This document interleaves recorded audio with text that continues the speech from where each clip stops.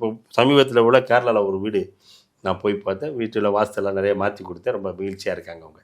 ஏன்னா போட்ட பிளான் நிறைய இடங்களில் எனக்கு பில்டர்ஸுக்கு அந்த வீடு கட்டக்கூடிய பார்ட்டி இருக்காங்க இல்லையா, பிரச்சனை வந்துக்கிட்டே இருக்கும்.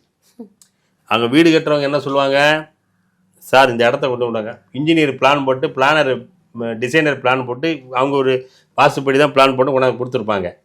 நான் சில விஷயங்கள்லாம் மாற்றுவேன், சண்டை வந்து உங்களுக்கு பார்ட்டிக்காக 3 வந்து சண்டை நடக்கும். என்னங்க நான் வாஸ்துப்படி தான் ஒரு ஜோசியக்காரர் பேச கேட்டு நீங்கள் மாற்றினா அங்கே பெரிய பிரச்சனை.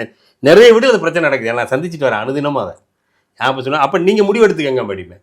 அவங்க பார்ட்டி என் மேலே நம்பிக்கை, சார் அவர் சொல்கிறதா நீங்கள் செய்யணும் அப்படின்னா. அப்போலாம் முடியாது சார், முடியாதுன்னா சில பேர் ஒரு இடத்துல ஒரு பெரிய ஆள், நீ உங்கள் கான்ட்ராக்டே வேணாம் கேன்சல் பண்ணி நீ போப்பா, கெட்ட வரைக்கும் காசை விட்டு வைப்பா, நான் வேற ஆள் வச்சு கட்டிக்கிறேன் அப்படி பிரச்சனையே. இப்போ அவங்க என்ன தான் சொல்கிறீங்க சார், என்ன சார் நீங்கள் சொல்கிற என்ன சார், அப்படியே செய்கிறேன் சார் அப்படின்னு ஒருத்தர் வந்தார்.